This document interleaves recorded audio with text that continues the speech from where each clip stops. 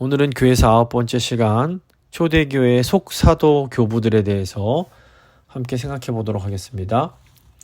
이 초대교회의 역사를 공부할 때에 빼놓을 수 없는 분들이 바로 이 교부라고 불리던 초대교회 지도자들입니다. 이 교부라고 이제 그 교회 할 때 교자에 아버지 붙자 써서 교부라고 번역한 이 본래 이 말은 헬라어로는 아버지란 그냥 뜻이 있습니다. 이 교부들은 그 사도들의 가르침을 계승하면서 초대교회 신앙을 계승하고 교회가 하나 되도록 지키는 그런 역할을 감당한 분들입니다. 교부는 초대교회 당시 어떤 신앙의 문제나 갈등이 생겼을 때에 그 문제를 해결해주는 스승들이었다고 볼 수 있습니다. 물론 이제 교부들이라고 해서 어떤 문제도 없고 완벽했는가 그건 아닙니다. 훌륭한 교부들이라고 해도 나름 어떤 개인적인 연약함과 부족함이 분명히 존재했습니다. 근데 이 교부들의 가르침은 성경과 사도들의 가르침에 근거한 신앙 규범과 일치할 때에만 어떤 합법성을 가지는 것으로 볼 수 있습니다. 그렇다면 누가 이제 교부로 불릴 수 있는가? 이 각자가 처한 시대와 장소에서 이 보편교회에 속한 신자들과 교제하면서 그들의 신앙적 일치를 지속적으로 이룬 이 바른 스승이라고 인정받는 분들을 우리가 이제 교부라고 부릅니다. 교부의 자격을 한 3가지 정도 생각해 볼 수 있는데, 첫 번째는 교리의 정통성입니다. 신학적, 교리적으로 바른 신앙, 정통 신앙을 가르친 분들을 이제 가르쳐야만 교부라고 부를 수 있습니다. 그래서 정통 교리에 기여한 그런 분들을 교부라고 부릅니다. 두 번째, 삶의 거룩성입니다. 그러니까 모범이 되는 삶을 살았던 분들, 지도자로서의 특별히 교회 지도자로서의 어떤 품위를 지닌 분들을 이제 이런 분들이야만 이제 교부라고 불릴 수 있는 자격이 있는 겁니다. 세 번째로 교회의 승인입니다. 그러니까 교회사 속에서 이분은 교부로 불릴 수 있다, 이렇게 권위를 인정받은 분들을 저희가 교부라고 부릅니다. 그래서 교리의 정통성, 삶의 거룩성, 교회의 승인, 이 3가지가 다 있을 때 이제 그분을 교부라고 부릅니다. 이 초대교회 교부들을 이제 그 시기에 따라서 한 4부류 정도로 나눌 수가 있습니다. 우선 예수님의 제자들, 사도라고 불리던 이 사도의 직계 제자들을 속사도 또는 사도적 교부들이라고 부릅니다. 그리고 이제 그 다음에 이어지는 이제 주후 2세기에서 3세기에 기독교 교리를 변증했던 변증가 교부들이 있습니다. 그리고 이제 그 후에 이 정말 이 기독교 교리를 정립했던 니케아 공의회 이제 직전의 교부들이 있고, 또 맨 마지막으로 중세 교회가 이렇게 번창할 수 있는 기반을 닦은 니케아 공의회 이후에 이제 교부들이 이제 있습니다. 그래서 속사도들, 변증가 교부들, 니케아 공의회 직전 교부들, 그리고 니케아 공의회 이후 교부들, 이렇게 4부류로 나눌 수 있습니다. 오늘은 이 사도들에게 직접 기독교 신앙을 전수받은 속사도 교부들에 대해서 살펴보고, 특별히 속사도 교부들이 남긴 서신들을 이제 몇 개 함께 살펴보도록 하겠습니다. 이 속사도는 성경에 나오는 사도들의 직계 제자들이라고 볼 수 있습니다. 이분들은 이제 사도들과 친분이 있거나 사도들로부터 직접 가르침을 받은 분들입니다. 이 속사도들은 고난과 핍박의 시대를 살아갔기 때문에 이 교회를 지키는 데 관심이 지대하게 많았습니다. 그러다 보니까 속사도들이 어떤 교리나 신학을 크게 발전시키지 못했습니다. 이 교회 챙기기에 바쁘기 때문에 신학을 발전시키는 데는 관심을 갖지 못했던 겁니다. 그래서 이 속사도들은 특별히 고난에 처한 교인들을 막 위로하고 이 고난 가운데 천국의 삶을 기대하는, 그렇게 살 수 있도록 많이 독려를 합니다. 이 초대교회 속사도 교부들을 한 5명 정도로 볼 수 있는데, 로마의 클레멘트라는 분과 그 다음에 이그나티우스라는 분, 그리고 폴리캅, 그리고 로마의 헤르마스, 그리고 파피아스라는 분이 있습니다. 오늘은 이 5분들 중에서 특별히 앞에 3분, 로마의 클레멘트, 이그나티우스, 폴리캅, 이 3분을 중심으로 좀 살펴보겠습니다. 먼저 로마의 클레멘트를 생각해 보겠습니다. 이 클레멘트는 사도 베드로와 사도 바울의 제자에 해당합니다. 빌립보서 4장 3절을 보시면 또 참으로 나와 멍에를 같이 한 내게 구하노니 복음에 나와 함께 힘쓰던 저 여인들을 돕고 또한 글레멘드와 그 외에 나의 동역자들을 도우라. 그 이름들이 생명책에 있느니라 기도했는데, 여기서 글레멘드가 아마도 이 속사도 클레멘트일 거라고 이제 추측을 합니다. 이 클레멘트는 주 92년부터 101년까지 로마 교회 감독을 맡게 됩니다. 전설에 의하면 이분이 로마의 귀족 출신으로 아주 훌륭한 교육을 받았다고 합니다. 근데 당대 모든 학문과 철학에 만족을 하지 못하고 여기저기 유랑을 하다가 이 팔레스타인에서 베드로를 만나면서 기독교를 믿게 된 겁니다. 그 후에 이 베드로의 선교 여행에 함께 참여하게 되고 베드로가 책을 쓰는 것을 돕고 결국 후계자로 지명되어서 이 바다에서 파도에 잠기는 상태로 순교를 했다라고 전해지고 있습니다. 이 클레멘트가 로마 교회를 대표해서 이제 고린도에 쓴 편지라고 알려진 이제 클레멘트 일서가 있는데, 이 클레멘트 일서가 이제 그 신약 성경의 정경으로 채택되진 못했지만 그 성경 외에 가장 권위 있는 그런 책으로 알려져 있습니다. 그러니까 당시 고린도 교회에 사도 바울 당시처럼 또 한 번의 큰 싸움이 일어났던 것 같습니다. 회중의 한 분파가 교회 장로, 요즘으로 치면 이제 목사를 해임하는 문제로 교회가 큰 분열의 위기에 처합니다. 근데 이제 클레멘트가 이렇게 완전히 무너진 질서를 추스리고 평화를 촉구하기 위해서 편지를 씁니다. 클레멘트 일서의 내용을 제가 잠시 읽어드리겠습니다. 그러므로 그의 뜻대로 예수 그리스도 안에서 부르심을 받은 우리가 의롭게 되는 것은 우리 스스로나 우리의 지혜로나 우리의 통찰로나 종교적 헌신으로나 우리의 충심으로 행하였다고 보여주는 거룩한 행위로 말미암는 것이 아니요 시초부터 전능하신 하나님께서 모든 사람을 향해 의롭게 하심을 믿는 믿음으로 말미암는 것입니다. 이걸 보면 마치 이 신약 성경을 읽는 것 같은 그런 느낌이 들 정도로 아주 신약 그 클레멘트의 이 서신서가 신약과 많이 닮아 있음을 볼 수가 있습니다. 그래서 정경 채택 과정 중에서 이 클레멘트서를 정경으로 넣느냐 안 넣느냐 이런 이제 논의들이 있었던 것 같습니다. 클레멘트가 정확히 썼다고 보이진 않지만 또 클레멘트 이서라는 이름을 있는 그런 이제 또 글이 있는데, 이 글의 내용은 지상에 있는 동안 회개의 필요성에 대한 그런 이제 내용입니다. 이걸 한번 또 제가 잠시 그 내용을 읽어드리도록 하겠습니다. 우리가 세상에 있는 동안 늘 회개해야만 합니다. 그 이유는 우리는 조물주의 손에 있는 진흙에 불과하기 때문입니다. 토기장이가 화병을 만들기로 계획했다가 원치 않는 그릇이 만들어진다면 그는 언제든 깨뜨려서 새로운 것을 만들 수 있습니다. 만일 화로에 던지기 직전이라면 결코 기회가 없을지도 모릅니다. 그래서 이 세상에 있는 동안 마음을 다해 육체를 따라 행했고 사탄을 따라 행했던 것을 회개합시다. 그러면 주님께서 우리를 구원하실 것입니다. 회개할 기회를 주실 때 주저하지 말고 주님께 우리의 허물을 아릴 수 있기를 바랍니다. 세상을 떠난 후에라면 고백하거나 회개할 기회를 결코 가질 수 없습니다. 사랑하는 형제들이여, 성부의 뜻을 행하고 거룩한 육체를 지키고 주님의 계명들을 지키면서 우리는 영생을 얻을 수 있습니다. 주님은 이렇게 말씀하신 적이 있습니다. 지극히 작은 것에 충성된 자는 큰 것에도 충성되고 지극히 작은 것에 불의한 자는 큰 것에도 불의하니라. 이 말씀의 의미는 거룩하고 더럽히지 않는 육체를 가지게 되면 영생을 얻게 될 것이라는 것입니다. 사실 요즘은 이 회개의 중요성을 사람들이 별로 생각하지 않는 그런 시대입니다. 그래서 세상에 있는 동안 기회가 있을 때마다 계속해서 회개에 힘써야 한다는 이 클레멘트의 가르침은 굉장히 중요한 의미가 있습니다. 오늘날 이 구원파라고 불리는 이단들은 한번 회개해서 구원을 받으면 완전히 이제 구원을 받은 것이기 때문에 더 이상 회개할 필요가 없다라고 가르치기까지 합니다.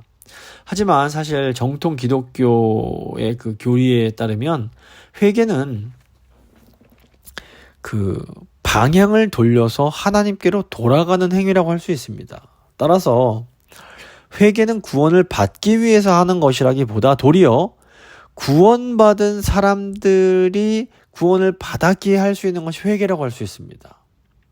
그래서 하나님의 은혜로 구원을 받은 후에 구원받은 하나님의 백성은 계속해서 하나님께로 돌아가는 이 회개를 지속해야 되는 것입니다.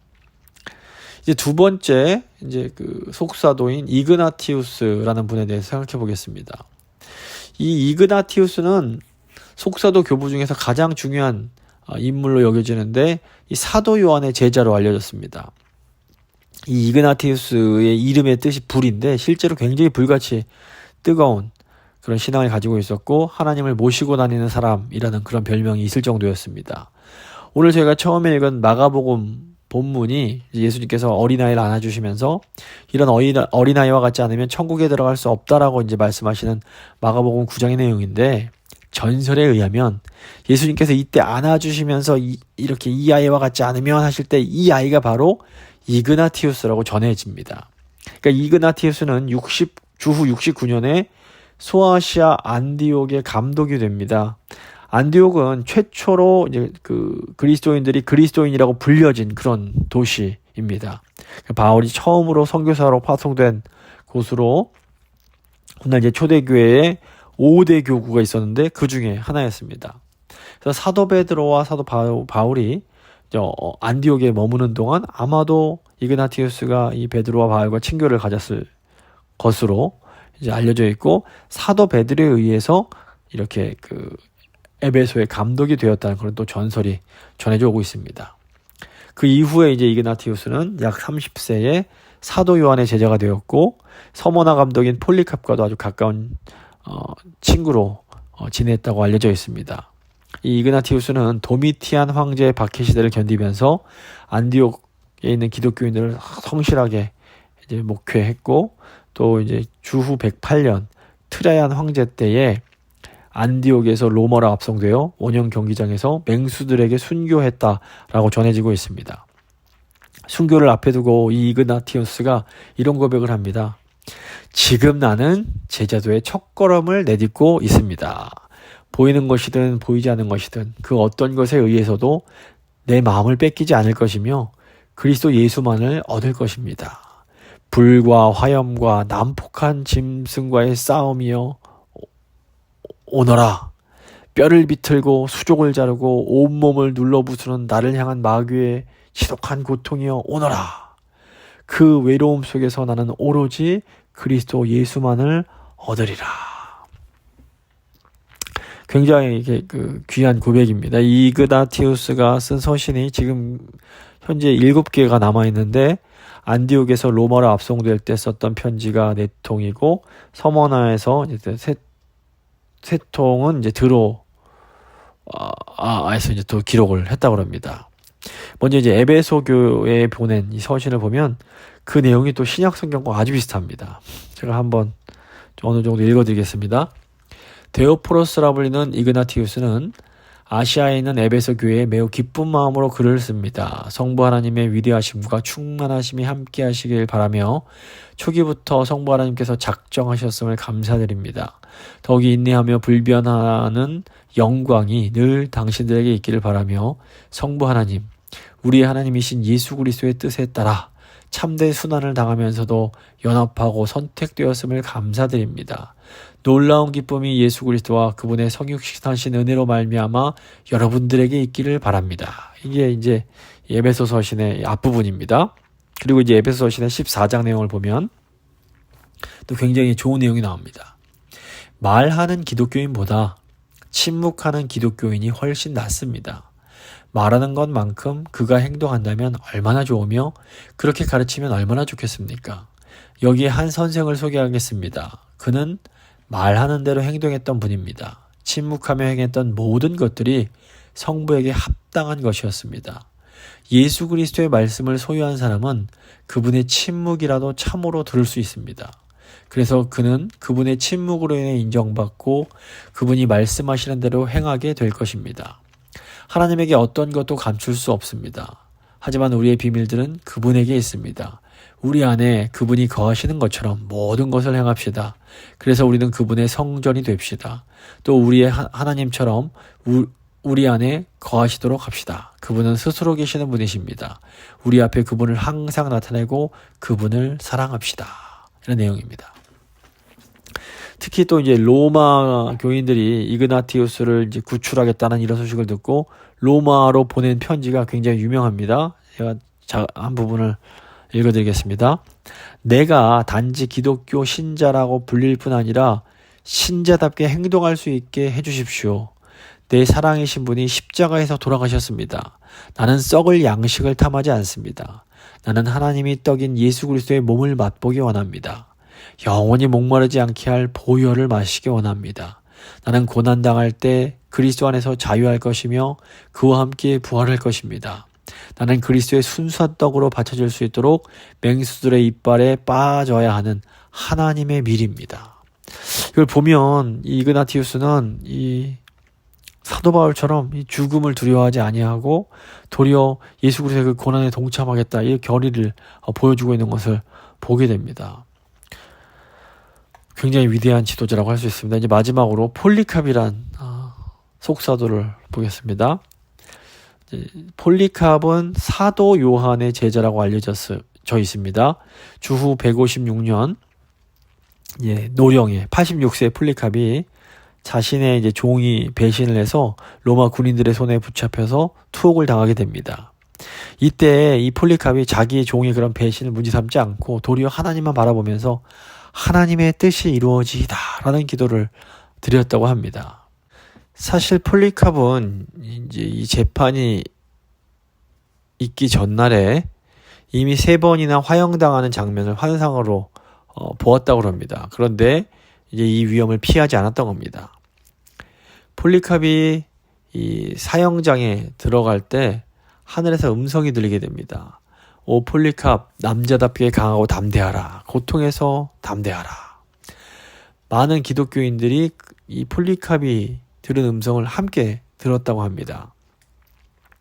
이제 폴리캅을 보고 있던 총독이 이제 나이가 많이 들은 폴리캅을 보면서 내가 당신 나이를 고려해서 봐줄 테니 예수 그리스도를 부인하고 황제에게 희생제를 드려라 이렇게 말했다고 합니다. 이 말을 듣자 폴리캅이 나는 86년 동안 나의 주 예수 그리스도를 섬겼습니다. 하지만 그분은 나를 한 번도 부인하지 않으셨습니다.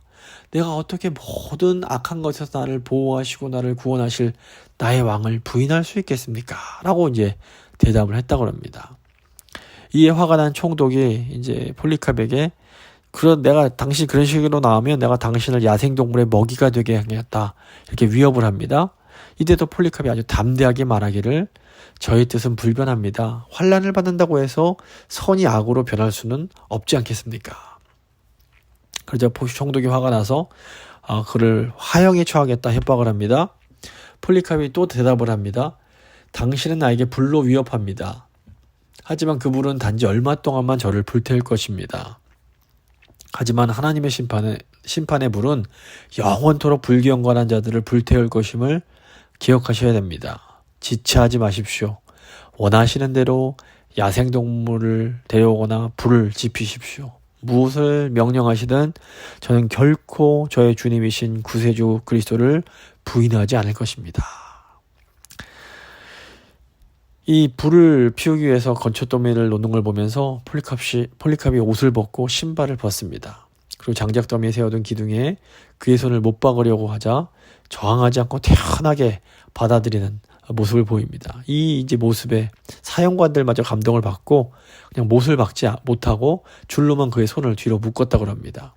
그리고 불을 지피고 화염이 막 치솟을 때 폴리캅이 이렇게 외칩니다. 오 우리 주 예수 그리스도의 영광의 아들의 아버지시여 당신의 거룩한 이름을 알게 하시니 감사합니다. 모든 사람들보다 뛰어나신 당신께 감사와 영광을 돌립니다. 영원하신 제사장, 사랑하신 성자, 그리고 성령님께 영광이 세세토록 있기를 원합니다. 아멘. 이 전설에 따르면 폴리캅의 몸이 화형대의 불길 속에서도 상하지 않았다고 합니다. 결국 집행관이 칼로 찔러서 죽일 수밖에 없었는데 이 죽은 후에는 폴리캅의 몸에서 흘러나온 피가 화염을 꺼뜨려서 사지가 멀쩡한 폴리캅의 모습을 보고 보던 사람들이 큰 은혜와 감동을 받았다고 전해집니다. 이 폴리캅이 남긴 그 서신 역시 신약 성경과 너무너무 비슷합니다. 제가 한 일부분만 짧게 읽어드리겠습니다. 그러므로 이 모든 일에 견고히 서서 주의 본을 따르라. 믿음에 굳게 서서 흔들리지 말며 형제 우애를 도모하여 서로 사랑하며 진리 안에서 함께 수고하며 주의 온유함으로 서로 존경하며 아무도 멸시하지 말라. 선을 베풀 힘이 있거든 지체하지 말라. 구제는 사망을 면케 함이라. 너희 모두가 피차 복종하라. 이방인 중에서 너희 행실을 흠없이 본받게 하며 너희 선한 일로 인하여 너희가 칭찬을 받게 하여 너희로 인해 주께서 비방을 받지 않게 하라. 그러니까 이 폴리캅은 이렇게 자신이 남긴 편지처럼 정말로 주님의 본을 따라서 살다가 주님 곁으로 돌아간 그런 분이었습니다. 지금 저희가 이제 세 분의 속사도들과 그 짧은 그런 삶과 그분들이 남긴 그 서신서들을 좀 살펴봤는데, 이 서신서들을 보면 몇 가지 공통적인 특징이 있는 것을 보게 됩니다. 첫째로 이 속사도들은 항상 예수 그리스도에 대한 그 뜨거운 사랑의 마음을 표현합니다. 이 묘사를 보면 그 마치 부부간의 사랑처럼 아주 그 사랑이 뜨겁습니다. 둘째로 속사도들은 언제나 이 교회의 분쟁을 경고하면서 교회가 하나 될 것을 계속해서 강조합니다. 교회는 서로 물고 뜯으면 망해가기 때문에 그리스도의 몸된 교회로 하나가 되어서 성장해 가야 된다는 것을 계속해서 강조합니다. 셋째로 속사도들은 엄격한 신앙의 훈련을 요구합니다. 인간은 죄인이기 때문에 육신이 죄의 도구가 되지 않도록 언제나 경건의 훈련을 힘쓸 것을 강하게 권면합니다. 그리고 넷째 마지막으로 이 속사도들의 이 서신서를 보면 예수 그리스도의 재림을 아주 고대합니다. 초대교회 성도들은 언제 죽을지 모르는 급박한 상황 속에서 거룩한 삶과 사랑을 실천하며 언제라도 예수 그리스도를 만날 준비를 해야 했습니다. 그래서 항상 예수 그리스도의 재림을 기다리라, 이런 내용을 많이 권면을 합니다. 말씀을 마무리 지어 보겠습니다. 저희가 오늘 초대교회의 이 속사도들을 살펴봤는데, 이 속사도들은 교회가 로마 제국으로부터 핍박을 받던 이 시기에 사도들의 신앙적 가르침을 초대교회 교인들에게 계승해준 위대한 신앙의 선배들이라고 볼 수 있습니다. 이 속사도들의 이 남겨진 자료를 보면 이분들에게 어떤 위대한 어떤 신학 사상을 찾기는 어렵습니다.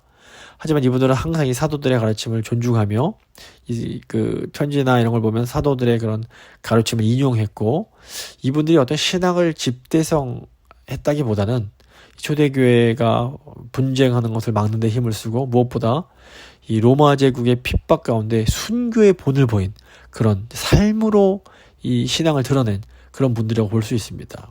저희 재건교회도 보면 초창기에 핍박받고 순교하신 그런 분들, 그런 어른들과 이제 흡사한 부분이 있습니다. 이분들이 신학적으로 대단한 분은 어떤 그런 업적을 남기지 못하셨을지라도 정말 그 희생하고 정말 순교를 각오하는 그런 삶의 모습으로 성도들에게 큰 감화를 끼친 것을 저희가 보게 됩니다. 그래서 시간이 가면 갈수록 이런 어떤 아름다운 신앙들의 모습을 보기가 어려운데, 저희가 하나님 저에게도 이런 이 속사도와 같은 정말 살아있는 신앙, 뜨거운 신앙, 그런 주님을 위해서 생명을 드릴 수 있는 그런 신앙을 저희에게 다시 한번 회복시켜 주십시오.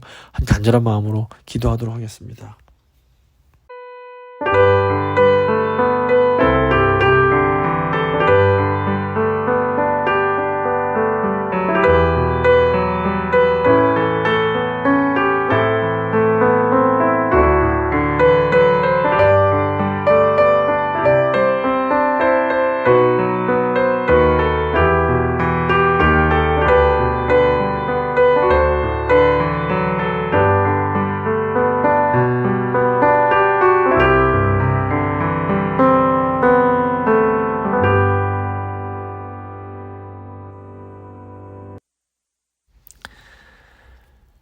살아계신 하나님 감사합니다. 오늘 이 속사도들을 통해서 저희의 신앙을 다시 한번 돌아봅니다.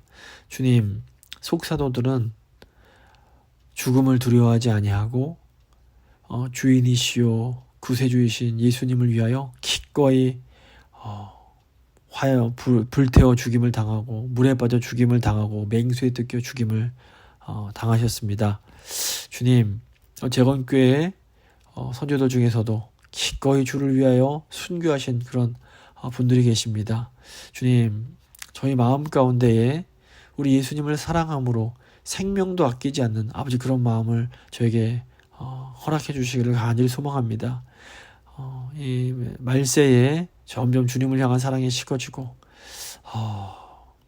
더 안락함과 이 세상의 쾌락을 추구하는 시대가 되어버렸는데 좀 이럴수록 저희가 더 깨어서 정말 주님을 깊이 있게 사랑하며 주님을 위해서 살아가는 그런 저희 재건교회가 될 수 있도록 주여 은혜를 베풀어 주시옵소서. 남은 한 주도 주님 은혜 가운데 살아갈 수 있도록 주여 저희와 함께 해주시길 원합니다. 감사드리며 귀하신 우리 주 예수 그리스도의 이름으로 기도드립니다. 아멘.